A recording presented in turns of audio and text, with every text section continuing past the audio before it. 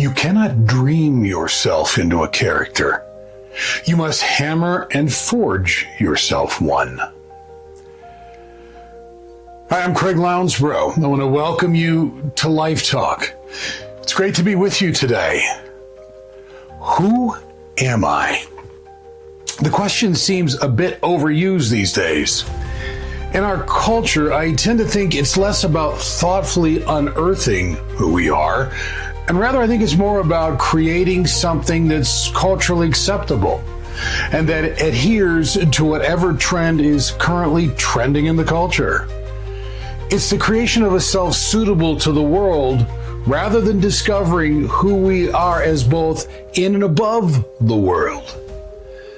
The definitions proposed by innumerable philosophers and those who for centuries have probed the inner workings of life aren't enough.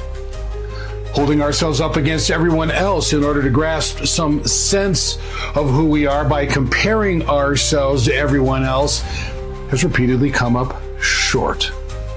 Aligning ourselves with political hashtags or running off after a litany of causes that have caught the wandering eyes of those without a cause don't answer the question. And so we might ask, how do we not know? How could we wake up every day and go to bed every night with this person that we are and still not know who we are? How is it that we walk through the myriad array of dynamics and demands of life and living and somehow not see ourselves in the act of dealing with those things? How have we lived with ourselves yet missed ourselves in the living? Well, one answer is that we don't want to see. We don't want to see because we fear that if we actually look at who we are, we might not like who or what we see. It may confirm our deepest fears about who we are. It may affirm the presence of something that we desperately hoped wasn't there, or it may confirm the absence of something that we had hoped was. It may convince us that we really don't have the capacity to achieve the dreams that we want to achieve.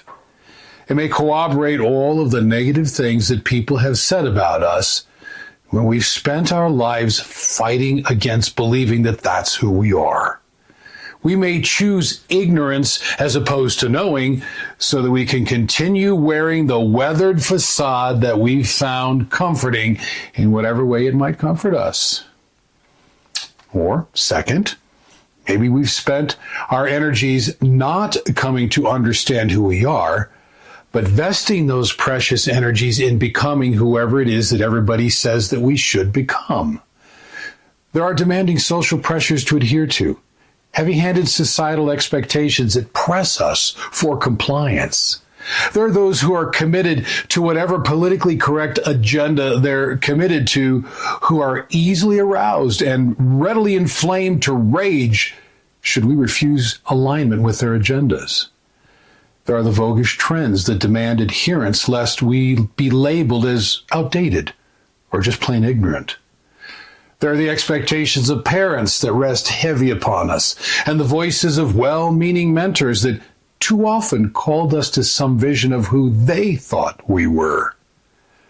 Therefore, we don't have the time to see ourselves because we were spending our time trying to become another self. Or third, it's possible that we might have determined that it's not who we are, but who circumstances made us to be. Abuse as a child, bullying at the hands of thoughtless people bent on propping up their own fragile insecurities at our expense. Jobs lost in acquisitions that sacrificed employees on the cold altar of budget and profit. Marriages that collapsed at the hands of spouses who decided that the trade-off for personal agendas as held against the life of a marriage and a family was legitimate. Enemies that we mistook for friends who slowly circled around behind us and stabbed us in one of the many ways that people stab others. For us, these answered the question, who am I? Or fourth, we don't feel that there's any identity to discover, that somehow we are the embodiment of a bunch of nothing that will only add up to nothing. That because there's nothing there, the need for some sort of pursuit becomes unnecessary and embarrassingly ridiculous. We are what we already know, despite how little that might be. Somehow we ended up at the shallow end of the gene pool, or we showed up late when things were being handed out. We got to rummage through the leftovers, or we were looked over. There was no motivation to develop anything along the way, or the opportunities to do so simply never came our way. Therefore, we don't know who we are because we're pretty much nothing, and we already know that. Or finally, could it be something entirely different? Could it be that we are vast beyond comprehension? That we've mistaken this journey of who I am for a destination that gives us a clear and solid answer versus seeing it as a journey where the answer is always fleshing itself out with ever greater clarity as we go along. That we are someone who is perpetually in the process of becoming more of whoever that someone is.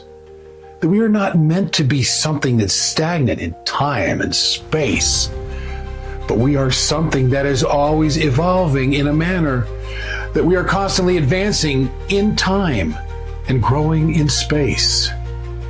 And to understand that is to begin to build a sense of self that will effectively begin to disassemble our negative sense of self. Who are you? Get this stuff out of the way. Quit falling into these identity-stealing behaviors. Look beyond all of that, and you'll begin to see the authentic self. Today's podcast is drawn from the book, The Self That I Long to Believe In, The Challenge of Building Self-Esteem. I would encourage you to get your copy today at Amazon, Barnes & Noble, or wherever books are sold. Thanks for joining us on Life Talk today. You'll find Life Talk on most podcast platforms as well as YouTube. I would also encourage you to check out our daily posts on all of our social media sites. Thanks for being here today. I look forward to seeing you next time.